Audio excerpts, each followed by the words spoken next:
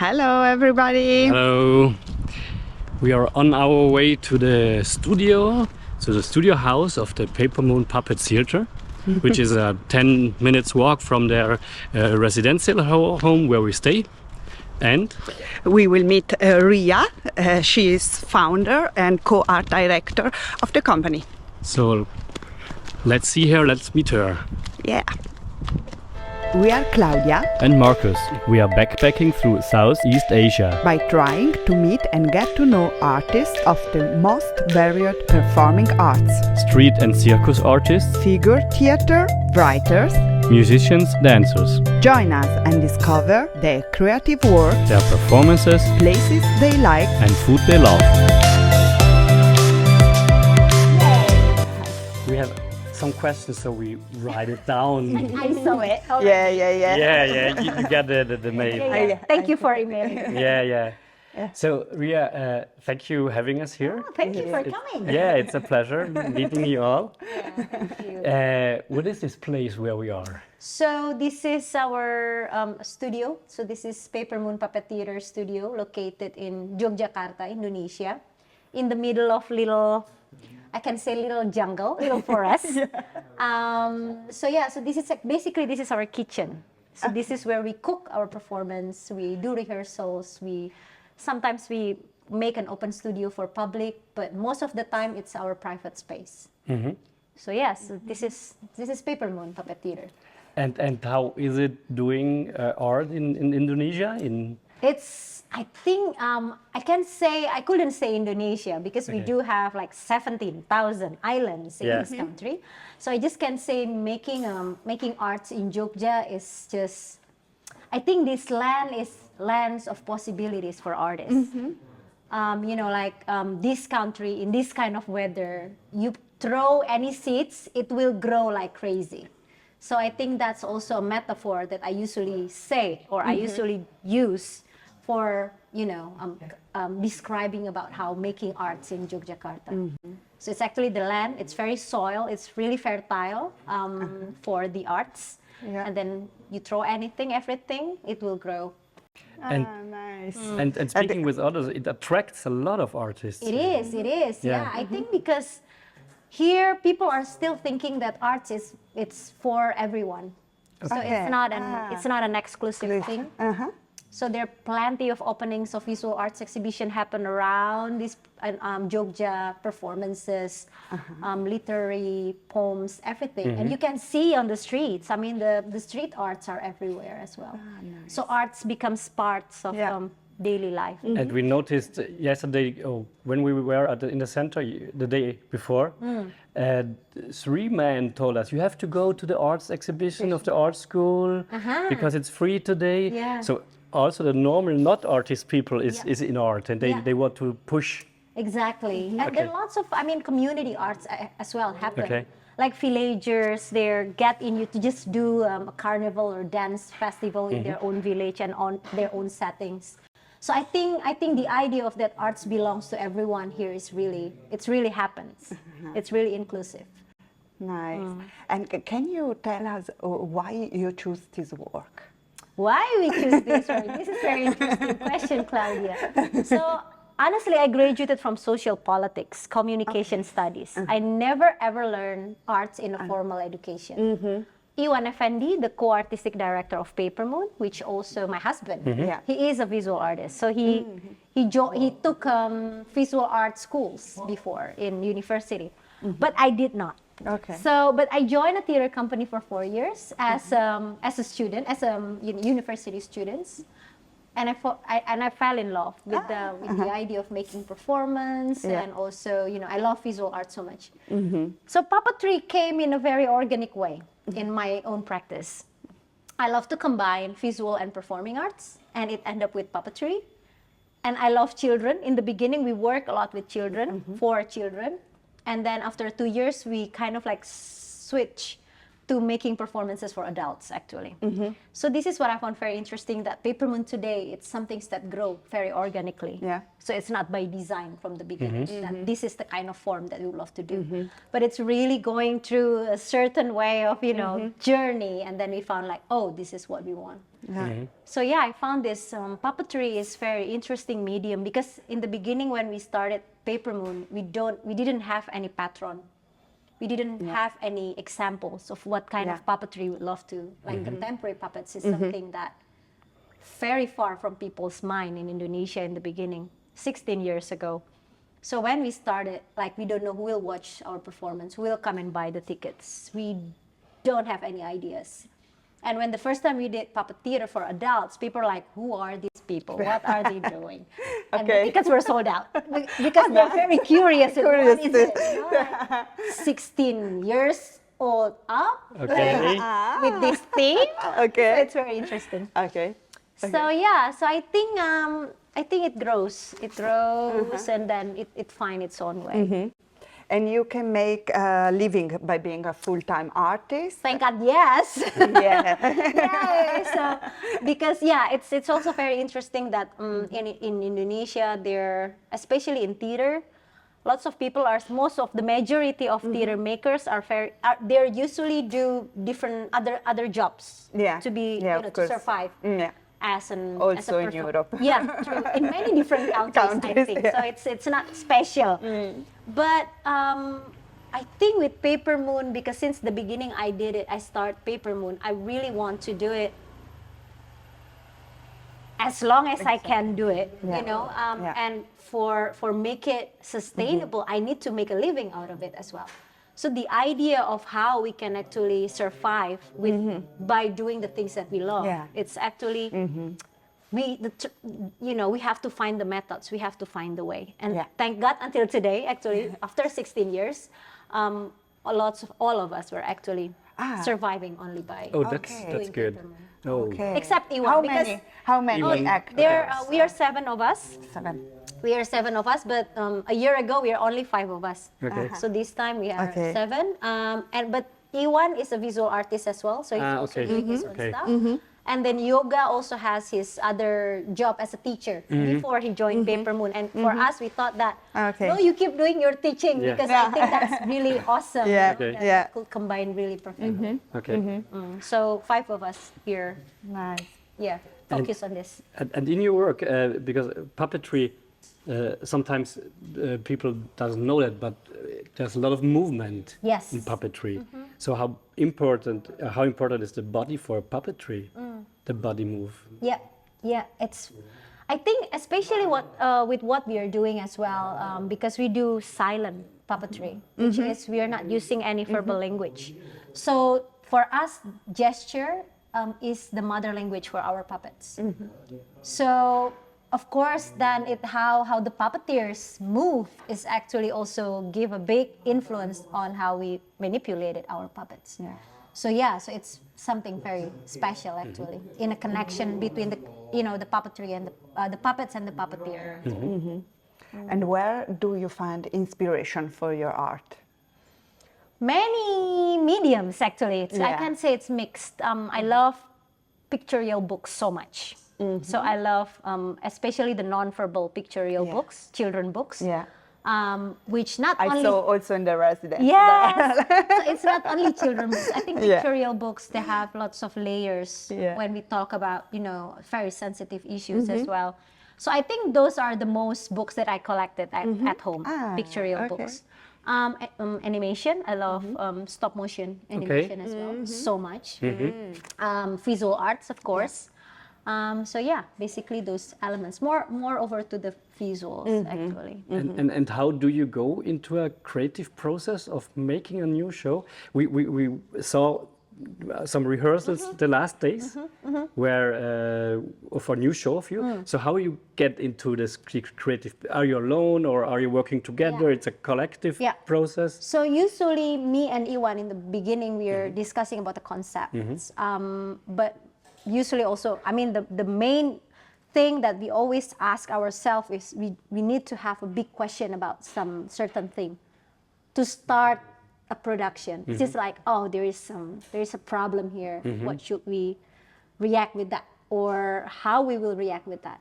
So usually we start with a big question. That could be the first way. Start with a big question, and we go for a research.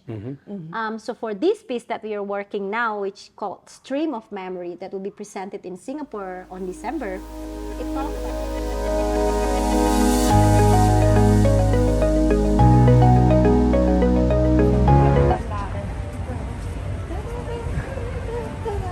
musichetta natale a Singapore. Swing.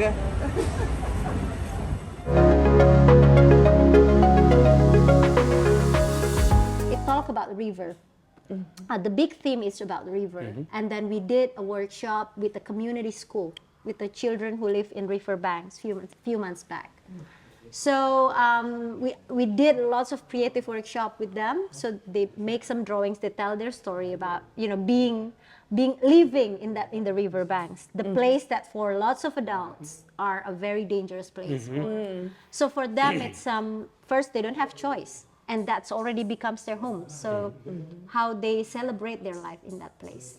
So from there, we also read lots of books about the river, the history of rivers. That we found that in the past time in Java, river is the face of a culture. So houses or buildings, they're always facing rivers because we use the boats in the river. But then after the colonialism, the colonialists came, everything moved to the road. So now it becomes the back of the culture. So people throw garbage, and, the river who actually in the beginning it becomes our starting point of living. It becomes neglected and forgotten. So that's actually the performance about. So from there, actually, we kind of like having this idea. So I made some treatments of the story, and then Papermoon's team started also to do some experiments on the puppet making, and the rehearsal starts. Ah, okay.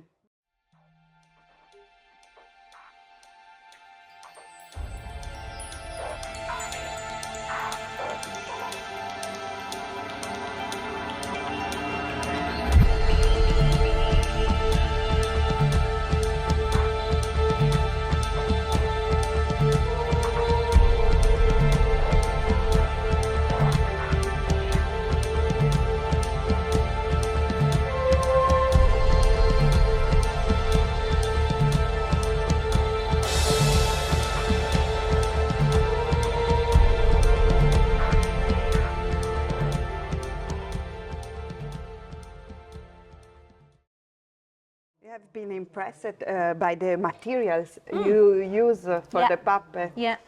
And can you tell us something about how you built the puppets and how you select the material? Okay, so in the beginning of Papermoon, we used lots of foams because that's how we thought that, lots of puppets made out of foams. And it's easy to shape, easy to carve. And then after maybe 2 years, I found that I couldn't bear with the garbage that we produce with foams. We found that it's really unsustainable for us. We keep throwing them to the landfill, which is we don't know how. We don't know how. We don't know how to react with this material. So we quit to use foam. So since 2008, we started to keep using more sustainable materials. For example, rattan, which is very cheap and easy to get in Indonesia, woods, papers. And sometimes for the materials that we are not using, or the body parts we are not using anymore, we use it for the next puppet. Okay. So we kept thinking about, these materials can be made into this, or the sets, we can add this and it changed for the next production. So we are always it's thinking. developing organically also the puppets. Exactly. Okay. Yeah. Nice. And what are the traditional influences from the traditional puppetry? This is very interesting because our forms of puppets, we are not using the story that the traditional puppets were told or were presented.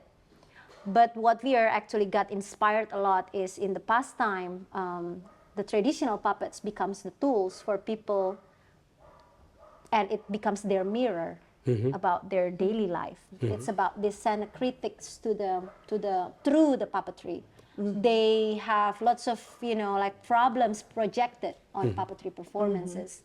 And for a while, that maybe not lots of Indonesian people had that kind of connection because of the changes of the language. We are getting rare and rare using ancient Javanese language as well in our daily conversation.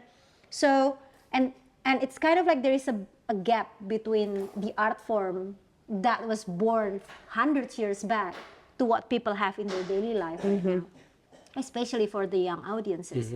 And for us, Papermoon Puppet Theater might not bring the old ancient forms, but the value are still the same. Because we are telling people stories from daily life. We are telling stories from untold stories actually. So I think that's how it influenced what we are doing now. And how has your work changed over time, from the beginning to now? Yeah. You said something already. But Because in the beginning we perform for children mostly. But we found this is very interesting because in Indonesia we don't have theater for young audiences. So people are not coming to theater since they were young.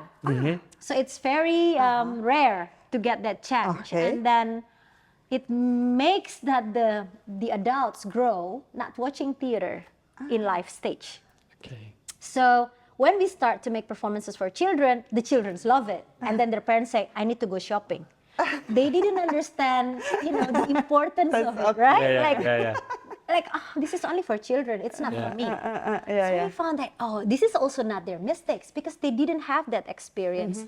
And if there are some theater performances, it's going in that time, it's quite exclusive because people doesn't understand how to connect with the stage, because we don't have that culture. Because traditional performance, it happens in a very different settings with black box theater, setting. So I found that, then maybe we need to make puppet theater for adults, for people, for the adults also to get the experience, to watch a good quality of performance. So on 2008, we decided to start to switch our journey. And then we fell in love with the process because, making performances for adults is just amazing. You don't have any boundaries and rules. And you did it. You tackled a lot of political and also present themes. I have to read it because the name Matirika. Where you were, it's a story about the genocide of 1965. So when we did that, people were, the posters are two little puppets, like boys, holding red balloons in a green grass. So people bought the tickets and they said, it's puppetry, it must be fun, it must be funny, it must be happy ever after, whatever. And they watched it, I was just like crying, like their eyes were big as fish. And they come out from the theater, they said, oh my God, I never imagined that puppet theater can bring me to this journey. So that's what I love about puppetry. It could bring lots of surprises to the Without words. Without words. Without words, And how was the feedback from the audience on this? It was amazing, actually. Lots of because it's without words, so audiences are actually projected their own stories on stage. They invested their memories to the characters on stage. And the reaction after we finished the performance, we always invited our audience on stage. So they can touch the puppets, they can give comments, they can take photos, they can do whatever. And they actually, share their thoughts, and they said, I can see my brother there, and it's me, that's my father. So that kind of connection that I found is very special. And strong. It's very strong. It's very personal. How important do you think art is for the society you live in? Well, I keep thinking that if arts exist to shape the emotion of people, why should we wait until we are adults to experience it? Like if it's for us to shape our emotion as a human being, we need it from a very beginning. So I think art is very important to to keep the connection between people as well, to have a better life. We have a little game. And we didn't send it to you because it's a surprise. Surprise. We have a surprise. We have the surprise. We tried to do it in every interview. This is a game, and it's a verbal game. And so we say a word, Okay. and you say quickly in one sentence what to think about it when you heard a word. Okay. Okay, let's start. Okay. I start with the first start. 3 words. Audience. Audience is very important for the performance art. Indonesia. Indonesia is so big and huge. Tradition. The tradition makes us shaped as us today. And objects. Object has its own story. Freedom. The freedom is something that people fight for every single day. Italy. Spaghetti. Traveling. I love traveling so much. It allows me to meet lots of people that I never imagined. Happiness. Happiness is something that we are celebrating every day. Puppets. Puppets project people's life. And inspiration. Inspiration can come from every single corner of your houses. Future. Hope we have a better future by doing arts. And the last one, Ria, rain. Oh, you already experienced the heaviest we did. rain in Yogyakarta. Yes. Congratulations.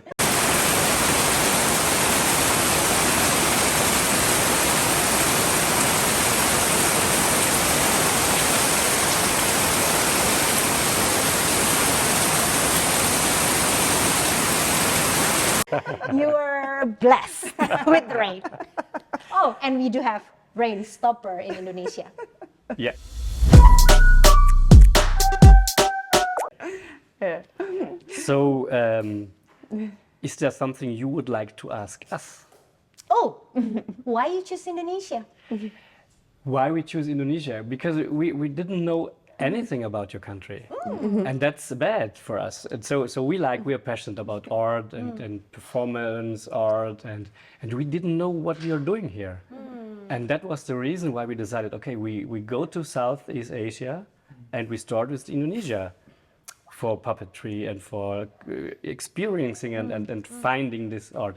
And we landed in Yogyakarta, which is, I think it's the So beautiful. yeah, here's everything. Yeah. Yeah. So, And we are so happy to meet you. Yeah, Your yeah. company. Yeah. thank you for coming. Come back. Yeah, we will. Our festival. Yeah. Yeah, Ria. Yes. You could tell us something about the 2 festivals you have. Yeah, so The audience can know it. Papermoon we are quite crazy because we do have 2 biennale, which makes everything happens every year.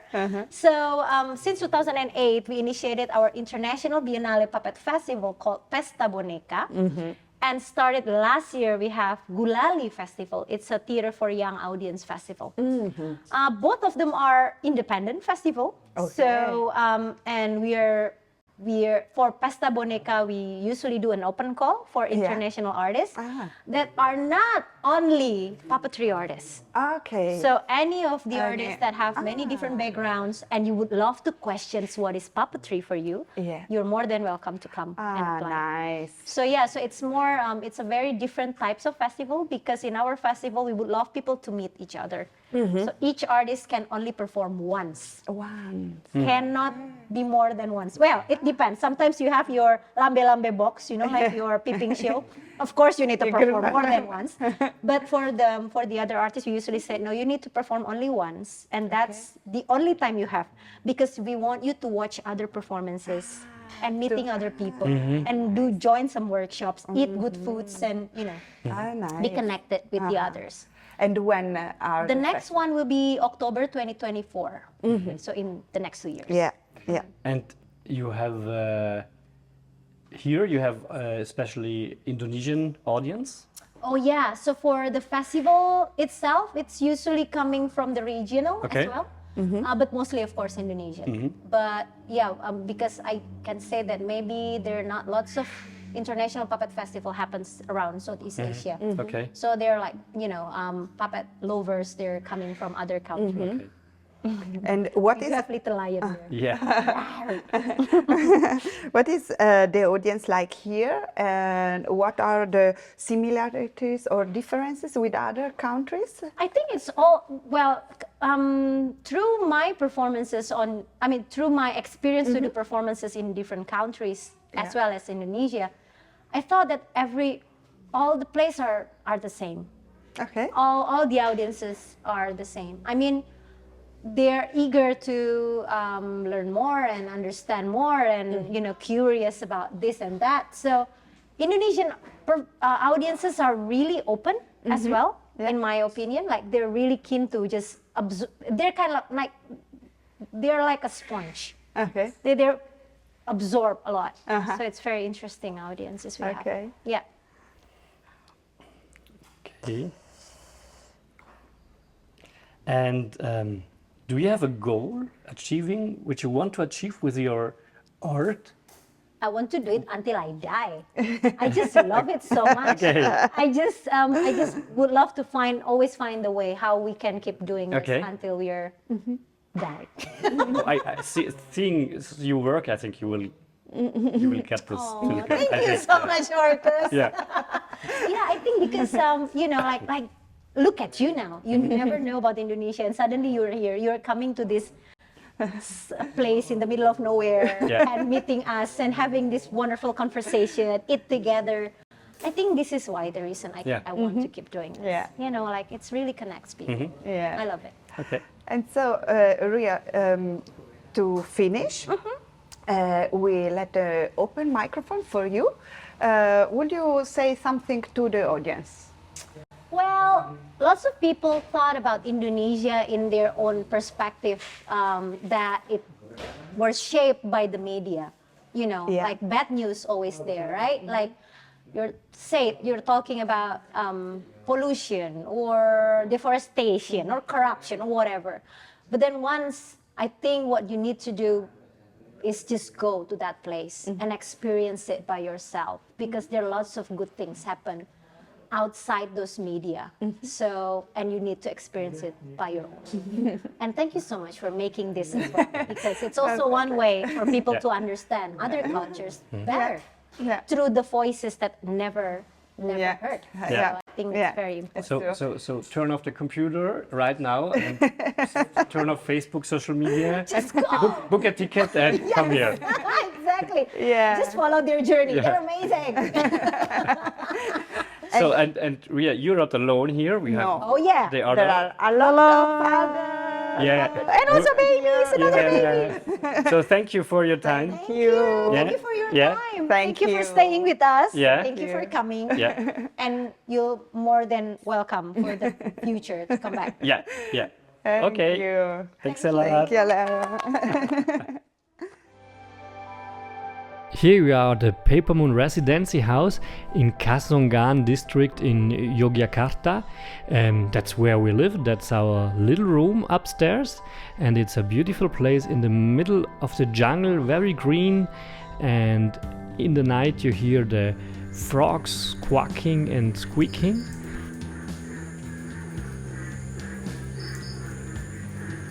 We have a garden. And you have a kitchen, an open-air kitchen where you can cook.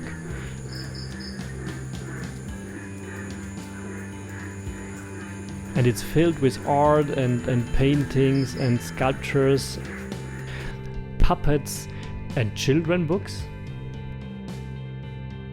We had a very, very good stay there, and if you are in Yogyakarta, write Papermoon and stay at their residency house.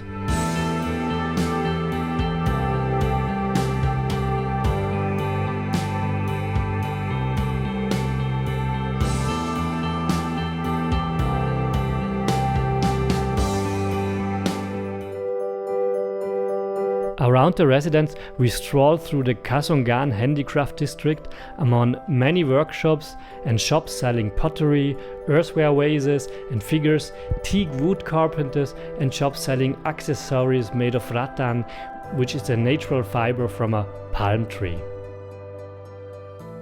So we invite everybody staying there, go around, look in the little alleys, and enjoy all these shops, all these handicraft, and all the people talking to you. They are very friendly.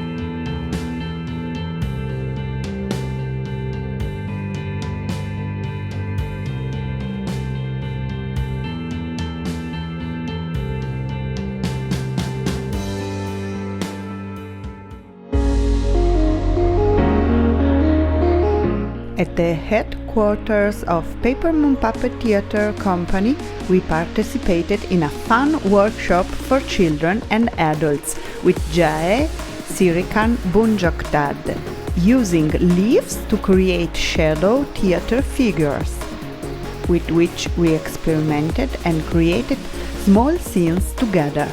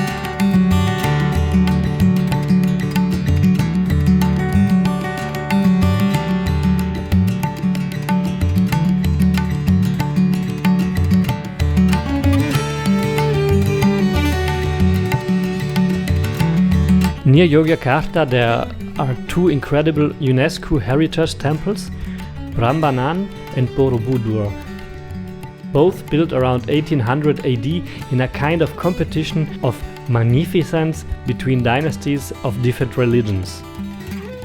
Here you see Prambanan, which is a complex of Hindu temples rising upwards in a soaring form adorned with beautiful bas reliefs.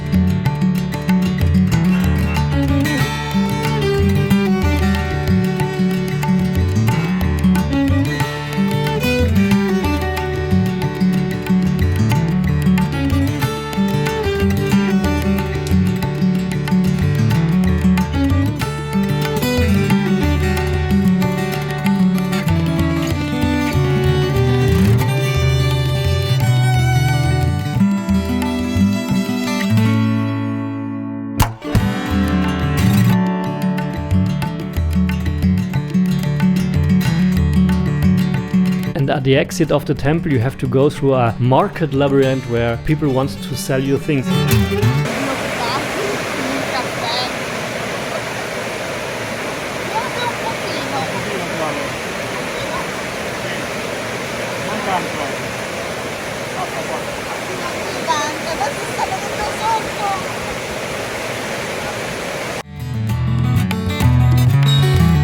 In the center of Yogyakarta you find the water castle of Royal Yogyakarta, which is a very nice castle with water baths and swimming pools. You can't go swim there, but you can see it.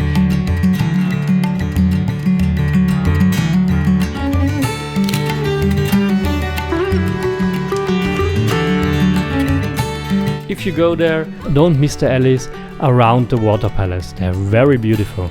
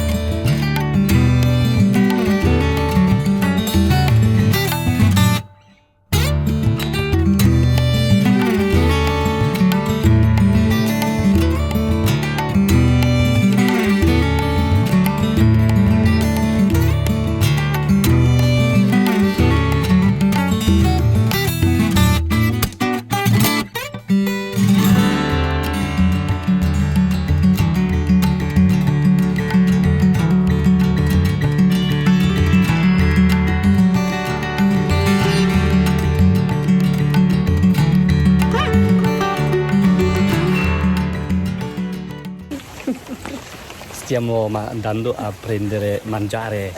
A cena, coi conci. Regenzeit in Jogja. Ma bello, fa caldo. Fulmina. Qualche fulmine che fa un po' paura.